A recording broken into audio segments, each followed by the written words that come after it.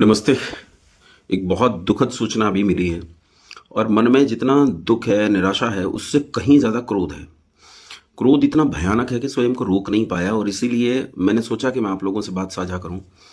X मुस्लिम सलीम वास्तविक पर हमला हुआ, धारदार हथियार से उन्हें काट दिया गया। पता नहीं कैसे मैं सोशल मीडिया के संपर्क में नहीं था और मेन स्ट्रीम मीडिया इसे कहीं दिखा नहीं रहा है। तो सुबह से मुझे अब तक पता नहीं चला। अभी मुझे पता चला, मुझे सूचना मिली हमारी टीम के द्वारा। फिर मैंने वहाँ कुछ लोगों से संपर्क किया तो पता चला कि गला काट दिया गया है। एक बार सूचना मिली कि देहावसान हो गया है।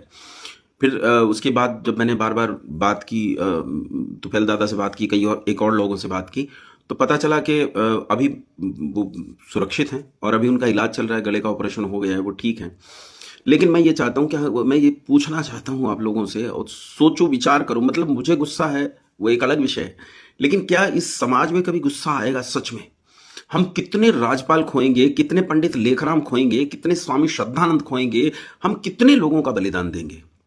सलीम वास्तविक ऊहा है, तर्क है। अभिव्यक्ति की आजादी की नौटंकी इस देश में की जाती है। देश के टुकड़े टुकड़े कर देने वाले लोगों को अभिव्यक्ति की आजादी। अकबरुद्दीन ओवैसी जैसे आदमी कहते हैं 15 मिनट में 100 करोड़ हिंदुओं का कत्ल कर देंगे। मैं अदालत को बहुत सम्मान की दृष्टि से देखते हुए कहता हूं, न्याय की उस पीठ को बहुत सम्मान की दृष्टि से देखते हुए कहता हूं कि ये कौन सा देश है जिसमें ये कत्लो गारत चल रहा है हिंदुओं का, कैसे कत्ल किया जाता है। आज ही सूचना मिली कि एक लड़की को दुबई पहुंचा दिया गया। पूरे इलाके में लड़कियों को गायब करके विदेशों में भगाया जा रहा है, यहीं उनका धर्म परिवर्तन किया जा रहा है, उन्हें बदला जा रहा है। यहां तक कि जो अपने आप को इन्फ्लुएंसर कहते हैं, सोशल मीडिया इन्फ्लुएंसर, सरकारें उन्हें पारितोषिक दे रही हैं, बुलाकर उनका मान सम्मान कर रही हैं। वो इन्फ्लुएंसर मुसलमानों के इन्फ्लुएंस में जाके मुसलमान बन रही हैं और मुसलमान पैदा कर रही हैं।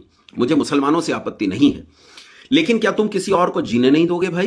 क्या तुम किसी और को सांस लेने नहीं दोगे?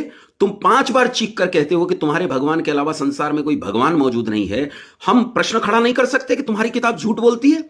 हम प्रश्न खड़ा नहीं कर सकते कि तुम्हारी पीढ़ियां और परंपराएं लुच्चों की और गुंडों की हैं, बदमाशों की हैं? हम ये प्रश्न खड़ा नहीं कर सकते। गजब की बात है। मैं मित्रों आप सबसे कहना चाहता हूं कि सलीम वास्तविक इस समय अस्पताल में है। वो दर्द में है, पीड़ा में है, जीवन और मौत के बीच में संघर्ष कर रहे हैं। उन्हें बहुत सारे धन की आवश्यकता होगी। फंड्स निश्चित रूप से जुटाओ उनके लिए, जितना हो सके। मैं जितना मेरे बस का होगा उतना फंड्स जुटाऊंगा उनके लिए। फंड्स जुटाओ, कोशिश करो कि उनका जीवन बचा सकें, उनका संघर्ष बचा सकें। जितने एक्स मुस्लिम हैं उन सबकी संरक्षा करना हम सबकी जिम्मेदारी है।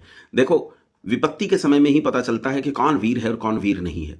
इस समय अगर उन्हें छोड़कर भाग खड़े हुए, इस समय अगर उनका साथ नहीं दिया, तब यह साबित करेगा कि हम कैसे कायर हैं या कैसे वीर हैं। जरूरी है इस वीर के प्रदर्शन की, इसकी अभिव्यक्ति की। और जो 2 लोग भागे हैं, मैं तो सरकार से गुहार करता हूं कि वो उन्हें उसी तरह मारा जाए जैसे उन्होंने एक मानव जीवन को लीलने का प्रयास किया है, उसी तरह का दंड उन्हें दिया जाए। और समाज को यह सोचना चाहिए कि अगर सरकारें दंड नहीं देती है, गांधी जी का वचन है, गांधी जी ने कहा था इल्मुद्दीन के लिए, गांधी जी ने कहा था मुसलमानों के लिए कि अगर सरकारें मुसलमानों को न्याय नहीं दे सकती तो उन्हें बढ़कर न्याय ले लेना चाहिए। तो मैं गांधी जी की बात को पलटकर हिंदुओं के लिए कह रहा हूं कि अगर सरकारें न्याय नहीं दे सकती तो सोचना चाहिए कि हम अपना न्याय कैसे खड़ा करें, हम अपना जुरिस्डिक्शन कैसे खड़ा करें, हम अपनी जुडिशियरी को कैसे खड़ा करें। न्याय के बिना तुम जियोगे नहीं। ये बेवकूफी की बात है कि वो कहते हैं कि सत्य की ही जीत होती है। सत्य की जीत पुरुषार्थ से होती है, वीरता से होती है। भीतर महाराणा प्रताप को प्रदीप्त करने का प्रयास करो। सलीम वास्तविक इस समय हम लोगों के लिए एक प्रमाण बन गया है। जरूरी है उसकी रक्षा की जाए, उसकी रक्षा करो। इन सारे एक्स मुस्लिम्स की रक्षा करो, इनकी अभिव्यक्ति की रक्षा करो। नहीं की तो न तुम बचोगे न ये देश बचेगा। धन्यवाद, प्रणाम।